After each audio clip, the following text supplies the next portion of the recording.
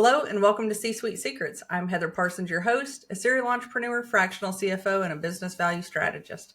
I've spent years juggling business and family life while helping entrepreneurs scale, optimize cash flow, and build real financial success. On our show, we bring you real conversations with founders, executives, and operators about what actually moves the needle in their business. No fluff, no filler, just smart systems, strategies that work, and insights that you can put to use in your business right away. With that, let's dive right in. Today on C-Suite Secrets, I'm joined by Austin Reed. Austin, welcome to the show. Hey, thank you so much for having me today. Yeah, glad you're here. For folks who may not know much about you so far, would you give us a little bit of an intro about your business and how you become an entrepreneur? Yeah, absolutely. So, as you said, my name is Austin Reed. I am the founder of Horizon Development, and we provide automation solutions and software solutions for small to medium-sized businesses, primarily based around operations or SaaS products that help businesses leverage more time or leverage more value out of the current clients and the current services that they have, right? We've been doing this for about getting on 5 years now. So, I mean, we're not like seasoned, but we've been around for a little bit, right? Definitely gone through several growing pains in that time, but it's an industry I really love and constantly learning, constantly getting better. So, yeah. That's awesome. Hey, 5 years is a huge mark. That's usually that's the number where most businesses have already gone out of business. So anybody who reaches the 5 year mark, you're doing better than 82% of entrepreneurs, just so you know. Yeah. Yeah, I didn't know Right? that. Wow. Yeah, 82% of businesses fail within the first 5 years. So if you survive to there, even if you've got growing pains, you must be doing something right. Yeah, well, thank God for that, right? Absolutely. You mentioned having some growing pains in that 5 years. What do you think is one of the biggest lessons that you've learned? Oh man, there's a bunch. I mean, first, like hiring, I didn't know who to hire and why. I didn't know what roles to hire first. I should have hired faster, right? First like 2.5 years, it was just me and my co-founder at the time working like keyboard warriors, right? And like super stressed with tight deadlines and stuff. And then we tried hiring and it didn't go well. And so then we didn't hire again for like 6 months. And we tried hiring again.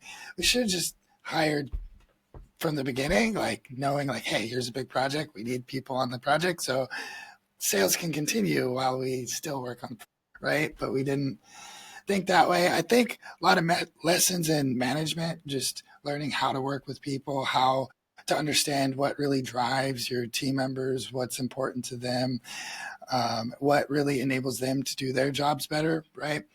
A lot of lessons learned there. Yeah, I'd say those are the most important ones. Those are some great lessons, that figuring out who to hire and when to hire is something that I have talked to almost every entrepreneur I've ever worked with on. It is not easy because it's a big amount of cash that goes out the door that you don't really want to let go of because these people are going to cost you money up front.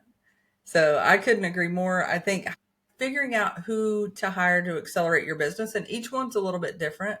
A lot of people say hire an EA first. I'm a big fan of that because I think it gives founders a little bit of freedom to do other things and to think about stuff. But I think also, especially in the tech space, you need people to help you deliver. So finding that quality talent and making sure that you understand the return on investment is huge for small business. So kudos to you all for walking through that. And, most of us learn trial by fire, and Yeah, that's okay. that's what it's been, definitely. So I love your all's origin story and, coming in and working hard and helping small businesses. What are a couple of things that you help them automate right out of the gate that are some low hanging fruit that you see with most businesses? So a lot of businesses have admin tasks. I mean, this is it sounds general, but it's true. A lot of businesses have admin, CS, onboarding, or just client management related tasks, data management tasks that they've just been doing it for a long time and they just don't think there's another way, or they're apprehensive about having AI or program do it because they think, oh, it's going to miss something or it's going to be lower quality or there could be an error or something. When the reality is actually there's going to be less errors. It's going to be more fluid. It's going to be a lot easier for the team to be able to work on the project. So I'd say anything related to connecting CRM systems, the ERP systems, or back and forth, anything related to customer data, consumer data, intake forms, anything related to, oh, this report needs to be generated every single week for the client or every other week or whatever. Like, yeah, I mean, if you're building those reports out manually, or at least, a Yeah. large portion of the report, right? Then you should think about at least maybe automating half of it, if not more. So then all you have to do is critically think the last 20, 40% or something, right? And so a lot of those are the lowest hanging fruit, I would say. I think that's really smart. I think you and I, whenever we talked before, may have talked a little bit about this too. 80% plus of businesses, they're all the same. The widget may be different, the service may be different, but business is just business. Yeah. So I think, talking to somebody like Austin who knows what's going on in the industry and the business and how to connect some of these pieces parts can really make a difference for small business, especially if you're paying somebody to do that manually. Or, the part that I hate the most is when they're flying blind. I don't want entrepreneurs making decisions based on their gut. A lot of what we do, you do involve your gut. I know I do for sure whenever making decisions, but we want to make sure that that's backed up with facts. So I would also love it if you could tell a little bit about how, as you're going in and doing some of these admin tasks, what's a big win that you've seen for some of these entrepreneurs? Yeah, so we could take one of our bigger clients, VREF, for example. So they're basically Kelly Blue Books for aircraft. They handle aircraft valuations for all the big banks like Bank of America, Chase, whatnot. When I first joined the team, Jackie, the consumer relations manager, she was manually doing everything. Like every time a subscription went wrong or something happened, she was manually adding people, manually fixing this, manually fixing that. And just the processes involved with her adding new airplanes or changing valuations and things like that, like they didn't exist. They were built on a legacy system from like 2007, 2008, right? And the company that originally built their system, frankly, didn't do a very good job, right? And then the code went depreciated over time because it wasn't upkept properly, and so they were working off of like old systems, and it was a mess. And so when I jumped in and helped them out, I started building like just little helper dashboards so she could do her job just a little bit better. And I would say that we'd saved her like 20, 30 hours a week of her job. Like her job Wow. obviously like has changed and morphed to be other things, but yeah, I mean, ever since I jumped on, we've helped her out a lot, and now she doesn't have to do a lot of those things, and it's easier. She has a dashboard she can use that we built custom for her. So yeah. That's huge. 20 to 30 hours a week means that you essentially help them get another almost full time person without having to pay for another full time person.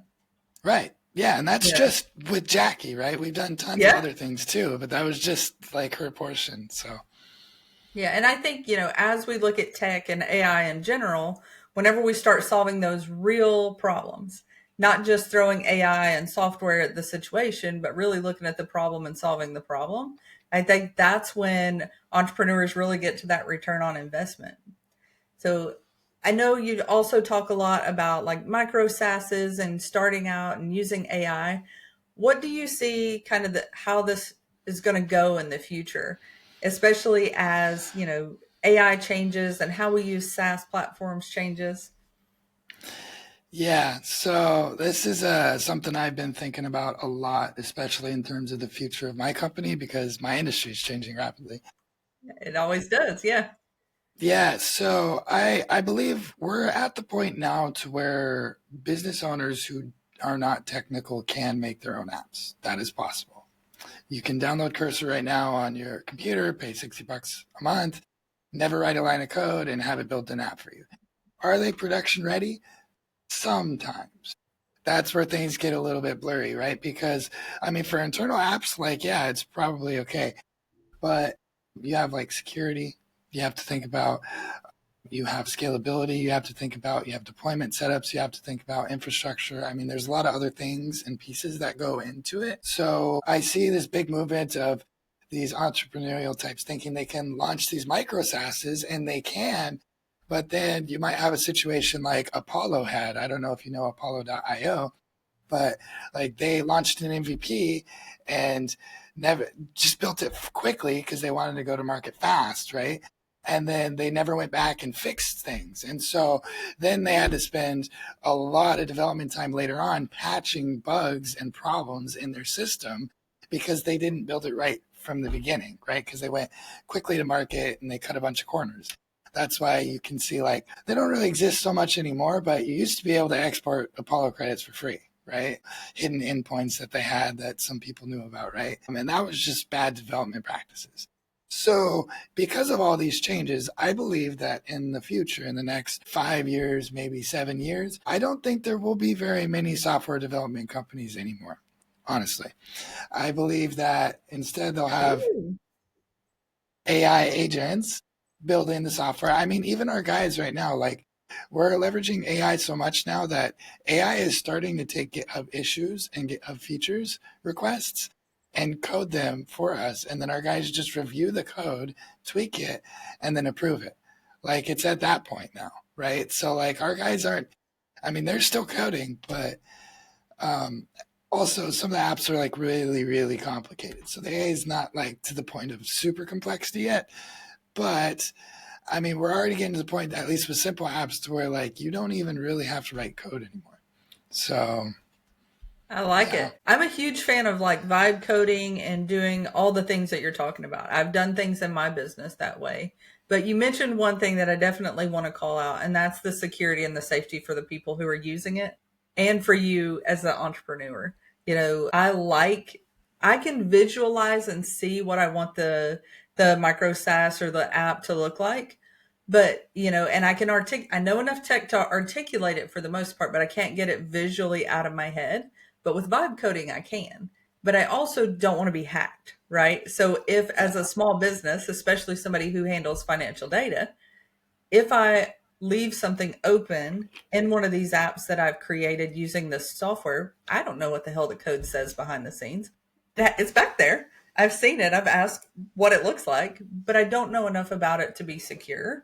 So I think that there's a point where we need to bridge that gap and say, okay, somebody like Austin, come in here and take a look at this, see if it's secure, see if it's the right thing for my business, and also see is it something that I can expand? Because the last thing I want is to put out a product and then 50 users later it crashes and doesn't work.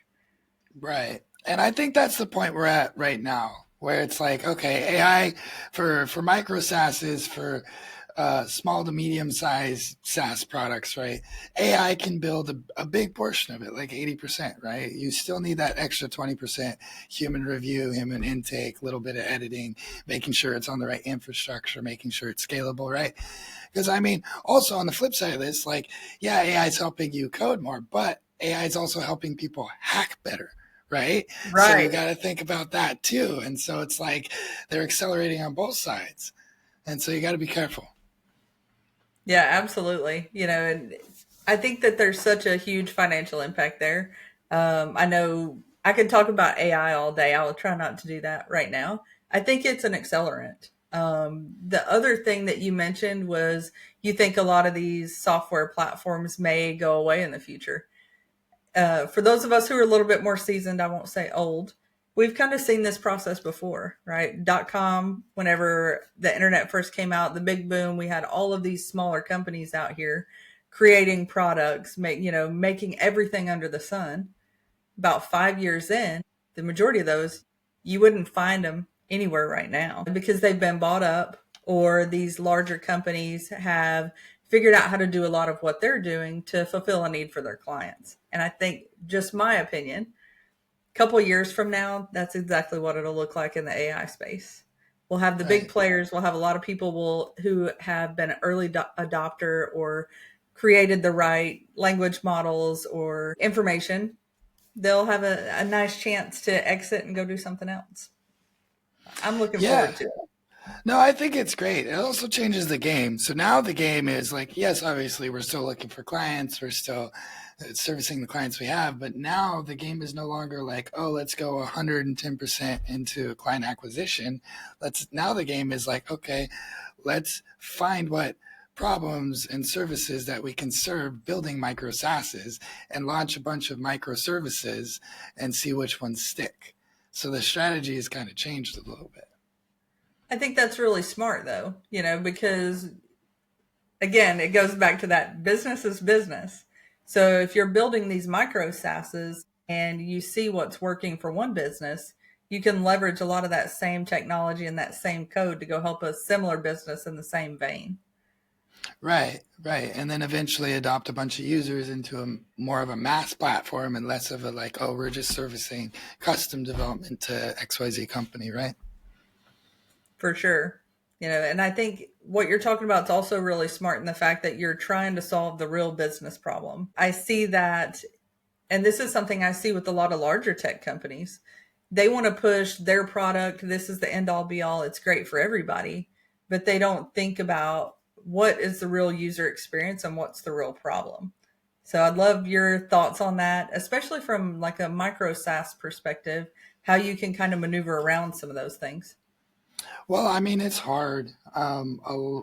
Previously, you would do like a bunch of market research before you even touch the line of code. You'd email a bunch of people, talk to a bunch of people, and a lot of businesses, software development companies, never did that due diligence, and they're just like, "We're going to build this product because it's cool and we think it's going to take off and whatever." And they build it, and it's crickets. It's like, why? Well, you didn't do the due diligence beforehand to make sure that it would be successful. Now I think that market research is just making services and getting feedback. And so like there's a process in software development called CI/CD. It's like continuous improvement, continuous development.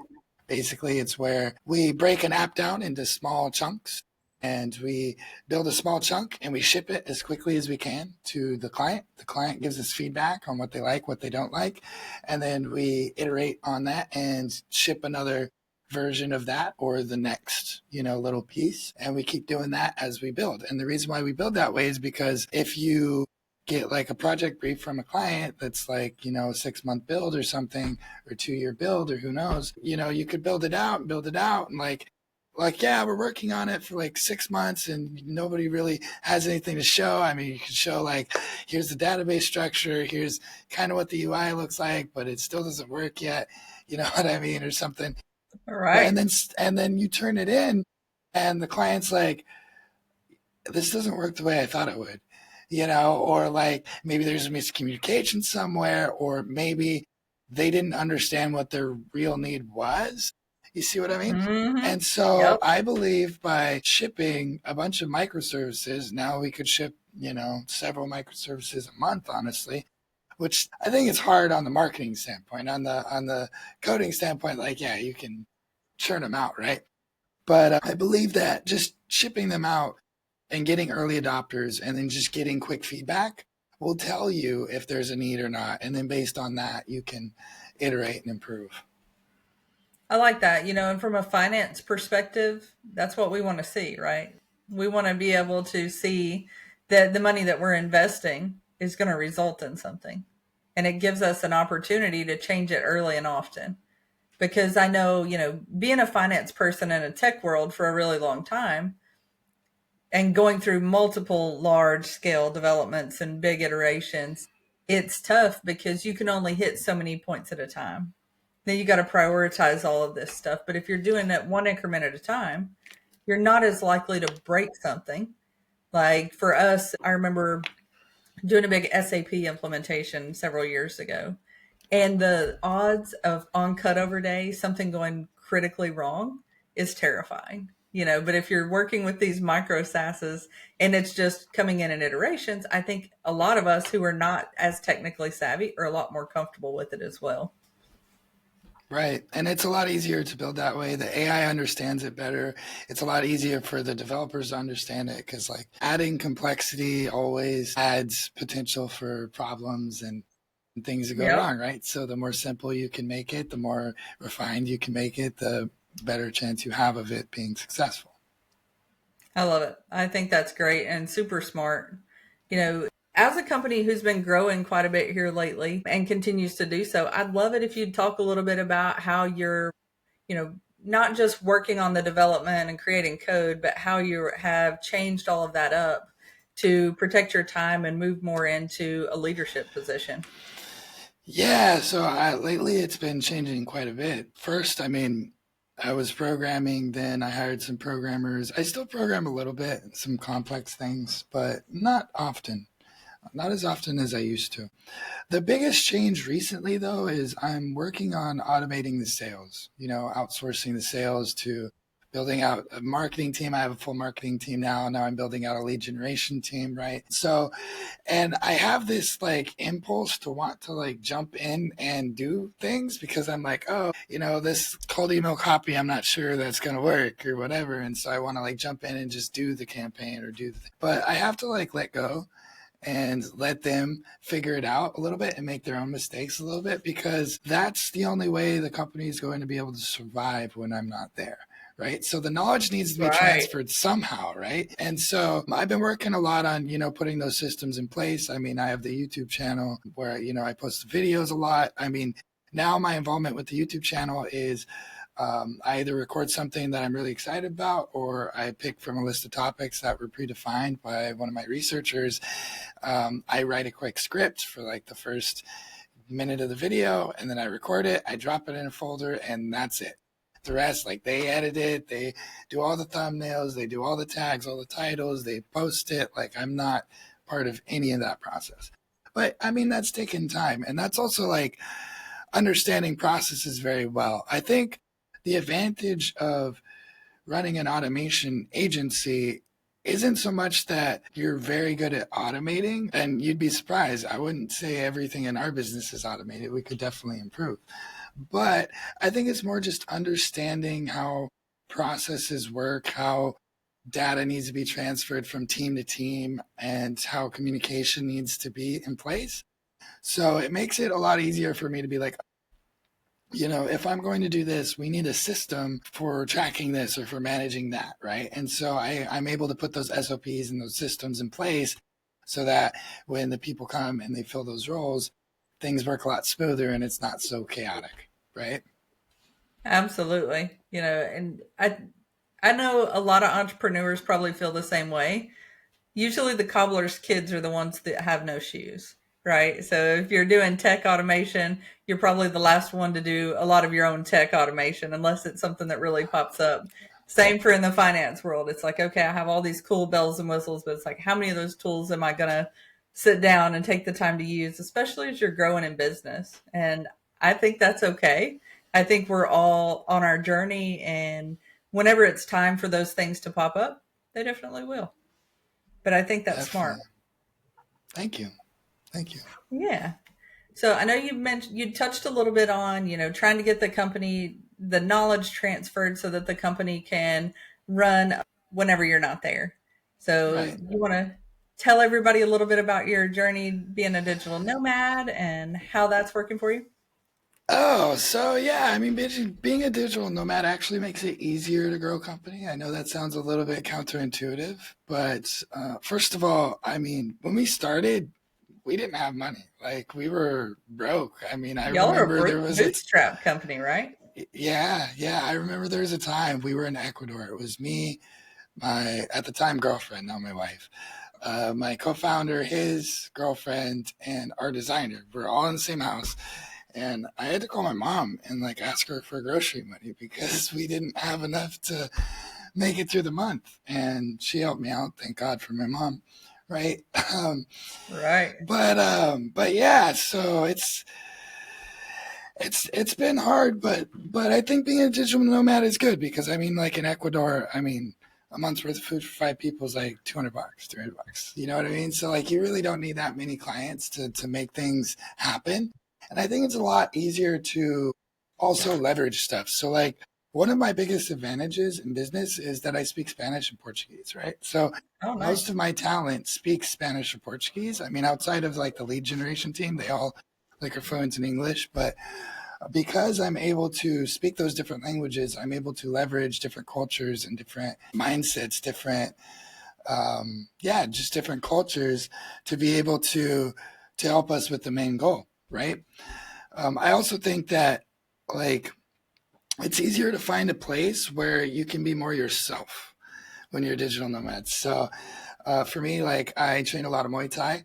I just love Nice. being healthy and training, right? So I have a personal trainer for strength and conditioning. I have another personal trainer for Muay Thai, right?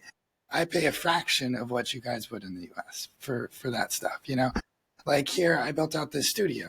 Building out this studio in the US would probably cost like $30,000. But I was able to build it for a fraction of that because I'm in a foreign country, right? So I mean there's definitely advantages there, 100%.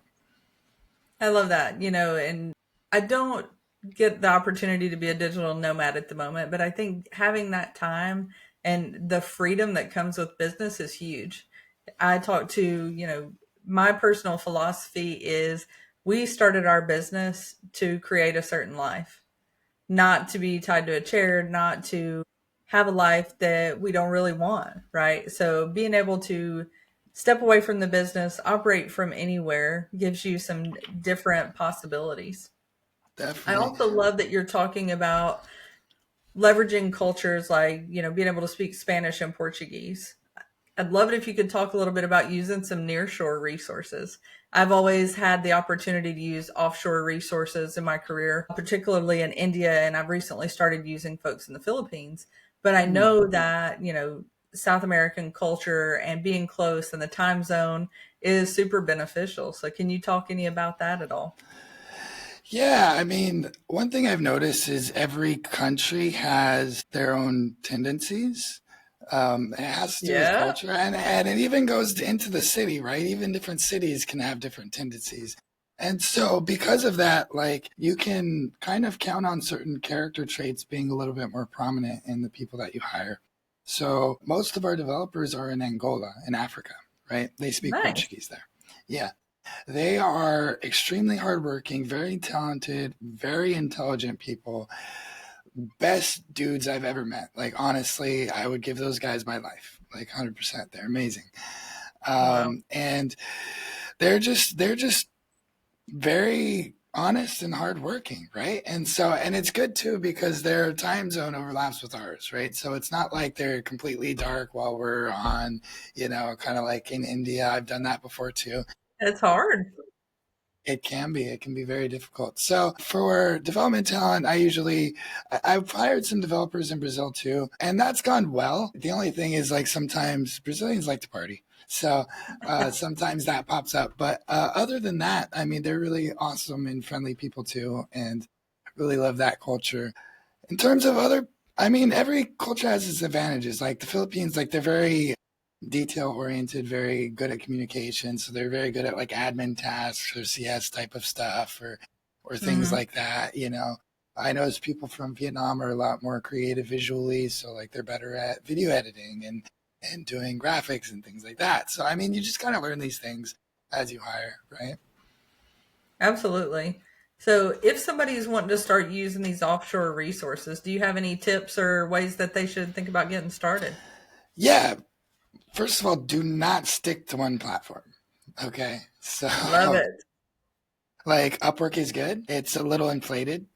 I mean, it's Yeah. inflated based on the normal rate. But I mean, I hire on Online Jobs PH, Upwork, on LinkedIn. So I have this automation that I have built on LinkedIn where, like, when I'm really looking to hire, I have a profile that will just add people that meet a certain criteria. Either like they went to a certain school and they study a certain technology, or they're in a certain country and they have something in their profile really, and I'll add them as friends in the message and being like, hey, are you open for roles or whatever.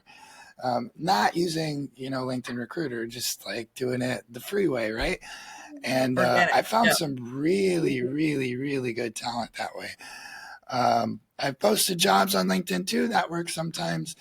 Fiverr can also be good. You can, for creative stuff, I think Fiverr is pretty great. You could test like 3 or 5 people, see which one's the best, do a couple, jobs with them, and then be like, hey, how would you like to integrate a little bit closer and get off the Fiverr platform? Obviously, they're going to say yes because Fiverr's taking like what, 25, 30%, A right? And lot. so, yeah. And so they're going to move off. And I mean, even the Upwork people eventually they move off platform, but usually we keep them on for like 3 or 6 months. And then we're like, hey, by the way, this is an option too. If you'd like to just be on payroll, we can make that happen. You know what I mean? But yeah. Right. And I think I talk to a lot of people who are nervous about using offshore resources, but the more I work with other companies, it's like there's so many different security steps that are in place. Like can you be hacked? Can you have issues? Yeah. But is it Yeah. likely? Not any more likely than it is that you're going to get hacked in the US. You know, Yeah. is my perspective. It's going to happen at some point, more than likely. So just do the best you can do. And I like your perspective on giving people a try because you never know. And then there's loads of ways, just for those folks who are listening, there's loads of ways to pay people outside of the US that's safe and Yes. secure. You can add people on Gusto payroll as a contractor. You can, pay them through all different means. So Yeah, and they don't be love scared. taking payment from all kinds of stuff like PayPal, Wise, Yep. Payoneer, crypto. Some of our guys really like crypto too. It's like, okay, well, sure, why not? Right, exactly. The rules are a little bit different. It's more individual based and you're not tied to the same requirements you are in the US. We always want to be ethical and honest and make sure that they're getting a living wage, but Right. I think it's important to focus on the talent, not where they're sitting. Yeah, yeah. And I think that if you hire somebody and they didn't work out, that reflects more on the person hiring than it does on the talent themselves, right? Because that just means your filter's wrong. But yeah, I mean, I think talent's good. I think hiring overseas is really good. There's no reason not to. Just make sure that you have at least one language in common because if not, that will cause problems. Right, exactly. And I think, understanding how important that is for certain roles. You mentioned sales. Having people who are really good in English if you're trying to sell in the US, I think is important. If they're doing more of an admin task, I've worked with a lot of different cultures, so it doesn't matter as much to me. As long as we can kind of get the same general information going and understanding, it's good enough. Yeah. Yeah, I'm the same way. And another thing I would recommend people do is I recommend you pay above whatever their local wage is because that, I mean, that'll give you a lot of loyalty to your company. But besides that, I mean, you want to live well, so why wouldn't you want your team to live well? You know what I mean? So, I mean, like, yeah, like in the Philippines, the minimum wage is like $3 or $4 an hour. They pay on average 5 or 6. I mean, but why not pay 12? It's okay. Right. You'll be fine. You're not going to break your wallet doing that. I mean, you shouldn't. And if you are, then you probably shouldn't be hiring. Exactly. And I think that's a really good point because at the end of the day, we want everybody to do well. It's not just about us getting rich on somebody else's back. And I think as we understand more about some of these cultures, getting to know what they're really after is crucial as well. So I like it a lot. So I Yeah. know you're also, remind me, is this your first business, Austin? No, Okay. no, it's not. I didn't think so. So I would love it if you could give people who maybe have been in business before and are looking to be more successful in their next venture. What's some advice that you could give them as they start their new business? I would say number one, just don't give up. I think there were so many moments where I could have just been like, yeah, we're done. Like, this isn't going to work or whatever. And we just kept learning and getting better. Constantly improve is another thing. I mean, there's so many things I don't know. Constantly listening to podcasts, constantly hiring mentors. Hire the best mentors you can find. If you listen to someone on a podcast or whatever, and you think they're just like the best of the thing, reach out. You'd be surprised how many people are happy helping you. It might be a little expensive, but the knowledge honestly is worth it. I've hired so many mentors and they've always helped me get to a better place in my business. Other than that, I mean, it's really just persistence. It's like persistence and constant improvement. There's really nothing else to it. I like that. Not giving up. That's the one consistent thing I see with every entrepreneur that I've talked to on the show and the ones that I haven't brought on the show yet. It's the same thing. It's okay, and the rule of thirds keeps coming up for me. I keep hearing about it other places, and I think it really applies to entrepreneurship. Third of the time things are great, a third of the time things are okay, and a third of the time things suck. So if you're going to have that in your life regardless, why not stick it out and see where it goes? I think I think a lot of businesses just need a little bit more seasoning and time. To your point, having that mentor has been the fastest way I have seen anybody's business grow because you just think about things differently. I know I've had mentors in business and in real estate trying to level up. And I think it's smart because you can't teach yourself things you don't know. Right. No, yeah, the mentors have been absolutely key for a lot of things. They've definitely shortcutted and avoided lots of problems, and it's been beautiful. Awesome. Well, Austin, it's been great having you on the show. I really enjoyed the conversation. One final question I have for you is what is one secret that you wish you would have known starting out as an entrepreneur? One secret, man, I don't think there is a secret. I mean, Okay. it's all Nothing you wish you pretty, would have known? something I wish I would have known. I would have been a lot more careful before making partnerships with people. That is some sage wisdom right there. So partnership is like a marriage, only with stickier legal documents in a lot of ways. So Yeah. I agree with that. Okay. Well, it's been great having you on the show. I've really enjoyed it. If our listeners want to reach out and learn more about what you're doing or how to connect with you, what's the best way for them to reach out? Yeah, you can go to horizon.dev. It's really simple. Type that in. We have a YouTube channel where we teach entrepreneurs how to automate their own businesses and implement some of these processes as well. And if you guys ever need help, I mean, I'm always here. I'm an open book, so just ask me. Well, thank you so much. And thank you to everybody for listening to C Suite Secrets.